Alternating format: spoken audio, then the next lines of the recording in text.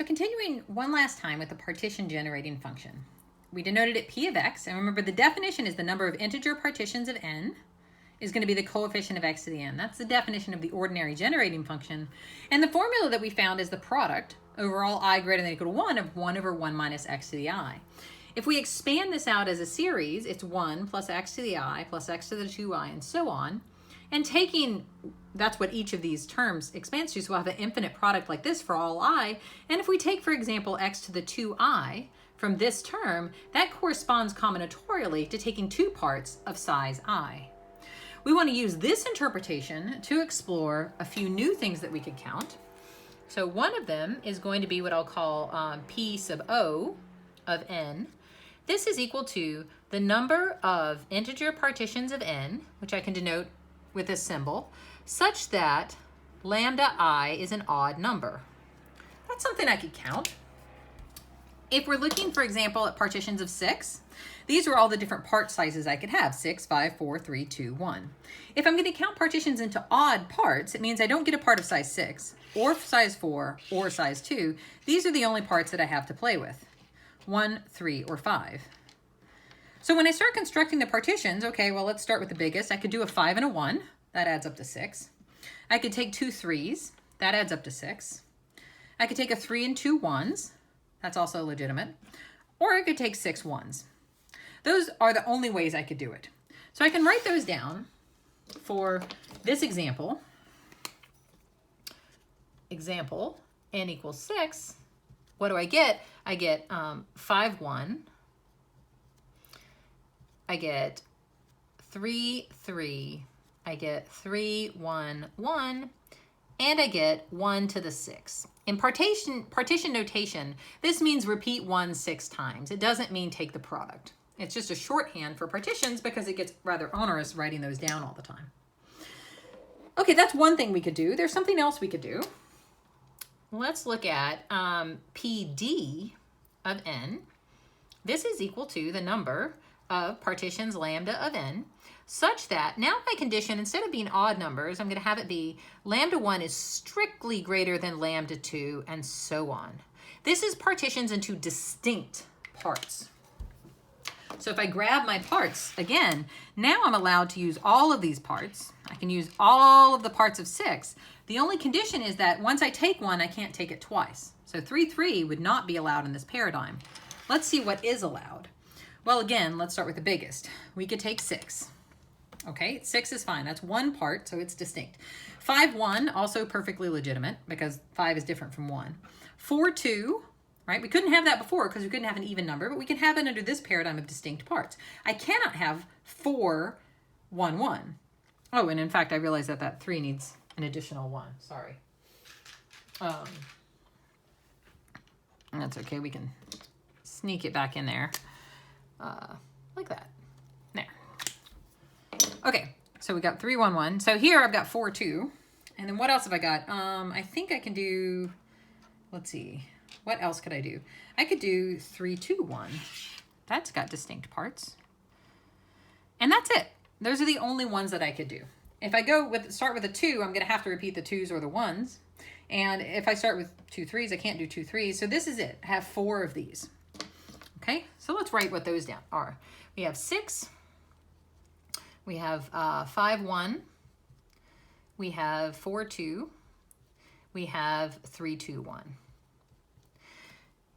Notice that we have 4 and 4. And in fact, that's a theorem. The number of partitions whose parts are odd is equal to the number of partitions whose parts are distinct. Let's see how we can see that from the generating function. But let's just take a moment to notice it's not obvious. You might think, oh, conjugation, because we can look at these two, and yeah, if we conjugate this, we get this, and here it is. Here, though, the two things are equal, and the conjugate of this guy does not show up over there. And similarly, this guy's self-conjugate, so he's not going to show up over there. So really, it's kind of bizarre that these are equal. It's not obvious how to get a bijection between them. So instead of doing the bijection, let's see what we can do from the algebra. So let's take the combinatorial interpretation of both and write down their generating functions. So I'm going to call it capital P-O of x, this is going to be the generating function for odd parts. What does it mean? It means here I only take the odd terms. So this is going to be the product over I odd of 1 over 1 minus x to the I. That's just easy and immediate from this interpretation of the generating function that we've already computed. Okay, what about the distinct? That one's a little more interesting.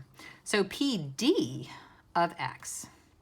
So now think about it here. I've said I could take two parts of size I. That would give me this term. But when I take distinct parts, I'm never allowed to take two of any kind. So in fact, I don't really want this infinite series in each term. I just want to either take none or one for each part. So what I get is still an infinite product, but now the series isn't infinite. It's just 1 plus x to the I. Because I either take a part of size I or I don't, but I'm not allowed to have more than one.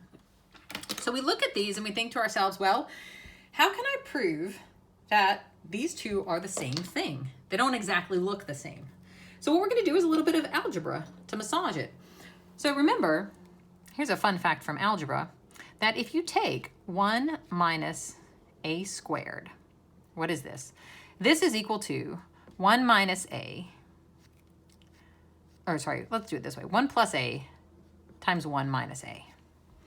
Why is that important? Well, if I look here, I've got a 1 plus a. That tells me that 1 plus a is actually equal to 1 minus a squared divided by 1 minus a. That's the trick for how to manipulate this guy to look a little bit more like this one. So we're going to lose this example and slide this over and do a little bit more algebra. So we've had our big insight, which is use generating functions, and we have our basic idea here. So let's just start.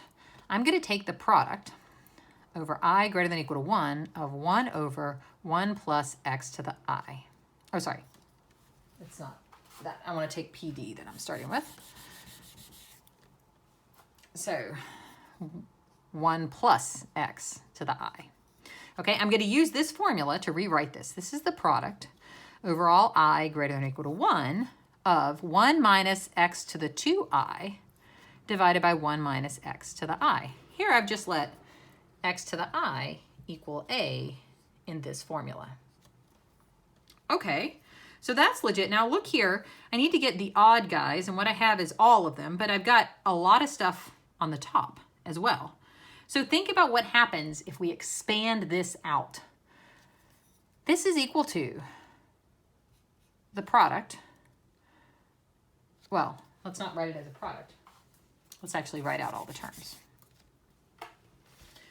This is equal to, so on the top, I have 1 minus x squared, 1 minus x to the 4th, that's I equal 2, 1 minus x to the 6th, and so on and so forth. And what do I have on the bottom? I have 1 minus x squared, 1 minus x cubed, 1 minus x to the 4th, and keep going.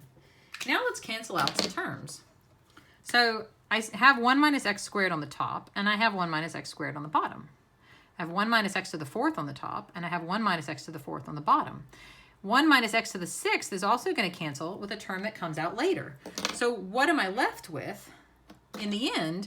Well, everything cancels out except for on the bottom, I'm going to have 1 minus x. So on the top I have 1 minus x, 1 minus x cubed, 1 minus x to the 5th, and all the odd powers, which is exactly the product of I greater than or equal to 1 of 1 minus x to the I, where here we're doing I odd, and this is PO of x. Of course, what we started with is PD of x. So in fact, the number of partitions into distinct parts is equal to the number of partitions into odd parts, and the proof that we have follows from just a small amount of algebra using the generating function. So generating functions are a very powerful tool to find some non-trivial identities between different combinatorial objects.